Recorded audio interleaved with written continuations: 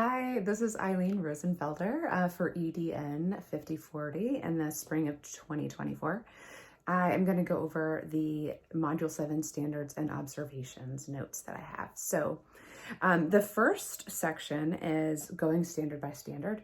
So I'm just going to briefly talk about what I saw. Most of it was just incredible. It was like being able to look at the Atlas videos and not just look at them, but also read the commentary below them was an incredible opportunity. And I'm very excited about looking at more of those in my master's program. So in standard 2, I have teachers should encourage an environment that is respectful and supportive. And teachers should maintain high expectations for all students. Teachers should encourage an environment that is inclusive. And she does this throughout the video incredibly well. Then there is standard 3, they should know the content they teach. So that the things that I highlighted were develop literacy skills, vocabulary appropriate to the specialty area, incorporate life skills, including leadership, and that they should know the links between the grade subject and the standard course of study. For 4, the teachers help students work in teams, which was throughout the video was amazing. Help students use technology and learn content, think critically, and communicate and elaborate. And that they should encourage students to synthesize knowledge and draw conclusions to help students exercise and communicate sound reasoning. She did an incredible job with all of this. So she had her students working in teams. They started together, they reviewed the material, and then they worked in teams to actually make predictions, conduct an experiment, and review their findings together as a team. So, and all of that, she went throughout the room and asked them questions. And she asked them questions really strategically, which I thought was fantastic. So the order in which she asked them questions and then how she went around the room was also just incredible. So the second question is, what suggestions would you have for this teacher? So this was a little difficult because it was such an incredible lesson. It was wonderful and I learned a ton. So it's hard for me to give suggestions, but in reviewing all the chapters that we studied, I came up with a few. So the first one is to give a demonstration to teach vocabulary. I noticed there was a student who uses the term force, but she uses it incorrectly. So I was like, well, maybe one thing I'm learning right now in letters is pre-teaching vocabulary. So if she had pre-taught via demonstrations, actually demonstrated to the students what force means, and then made a chart of vocabulary words and terms that she could just easily refer to, I think that would have been really helpful. So that was from the textbook on page 132. That was a teacher-centered instructional strategy of demonstrating. And then the next one is to ask higher level questions. So I know they're first graders. This is also the students that I have. And I think it's great. I mean, maybe she's going to do this later on. But I was thinking if she could use a little bit higher level questions. So instead of just asking what happened and why did it happen, but what would happen if, and let them really use what they've learned to make a prediction about something in the future. I mean, they do that, but then they test it. So letting them kind of formulate the next step of the experiment would be fantastic. So that was teacher-centered instructional strategies. And from the 134 in the textbook, and then create a graphic organizer to help the students understand the scientific process. So that's from chapter 7, strategies that promote understanding, page 180.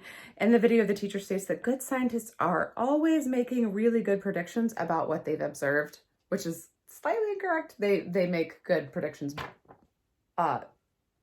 based on what they've observed, but not they're not making the prediction about it. So anyway, I was just thinking if she could make a really good graphic organizer about the scientific process and about how they're going to be conducting the experiments, that the students, could see, oh, this is where I am in the process. This is what's happening next. This is what I've already done. I think that would be really helpful just to help them sort of understand where they are. And then she can also just use that every time they're doing a different part, because I think she has to break it up into a lot of different lessons. So it'd be visually, they do a lot of oral work, but I think visually would really help.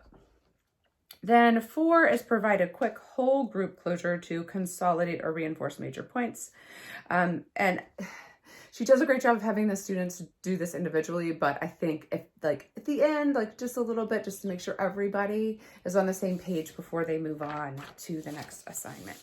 So then number 4, what strategies did you observe? Okay, so obviously this was the easiest. So there are so many, but I did like 3 that were the main ones for me. She creates these learning teams, and the learning teams were so fantastic, and I absolutely want to do that. She described that in the description below her video, and so I'm definitely going to take those and use them in my classroom. I also loved how she uses questions, and she's just so thorough with this. And a lot of that has to do with how she reflects as a teacher, and so I definitely want to take that forward in my practice and continue to like really become more masterful at how I ask students questions. And the third one is that I loved the way that she got the kids to use technology. So my evaluation last year, the thing that I was most lacking in was the use of technology. I've never used PowerPoints before. The one that I did for this class was my first one ever. I have used slides like 2 weeks ago was the first time I started using slides, probably because I did the PowerPoint. And so I felt a little more comfortable. So I started making slides for my daily work. So instead of just using the ones that the team has, like I started making them for my classroom. And so that was really great. But I also want to figure out how to do it in more ways that are like more applicable to the students. Like that is very applicable to me as a teacher, but how can I make the technology use really applicable to them? So using a camera to have them document, I think they would love that. And I think that that's a great skill for them to have.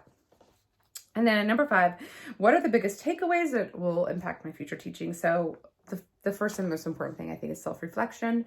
I spent a lot of time on that already, but just reading her commentary was so inspiring. And so I think for me, that is huge. And just being, I mean, obviously like hers was amazing, but I also want to look at other ones just to, I think that we as teachers need that example of how to do things. I mean, I guess as anything in life, but I am so excited about like watching and like reading about how other teachers self-reflect so that I can improve that for myself as well. Because I do it, but I can always improve on that and how I apply that into the classroom. The second thing is to remain present. So throughout the video, she's just going around and she's encouraging them and she's asking them questions and she's getting them to talk about, this person said this, what do you think? And that is so amazing. Like, I think it's really easy sometimes to just be like, oh, I have this video and these worksheets and, but that's not as engaging for the students. So just to be really present always in the classroom. And then the last thing is and it's kind of silly, but I think it'll really help in my classroom, is to use timers to keep the lessons on track. So I do have timers for, switching between lessons or activities, but I don't within them. And so I've noticed that, especially with certain subject areas, I really struggle to stay within the time limit, or the kids start asking questions. And so we spend a little bit too much time on one thing and we don't get to progress to the next thing, which is really frustrating for me because I'm like, we didn't cover all of that. What do I do the next day? So I think just being more on top of like making sure we get through that material would be really helpful for me. So thank you so much.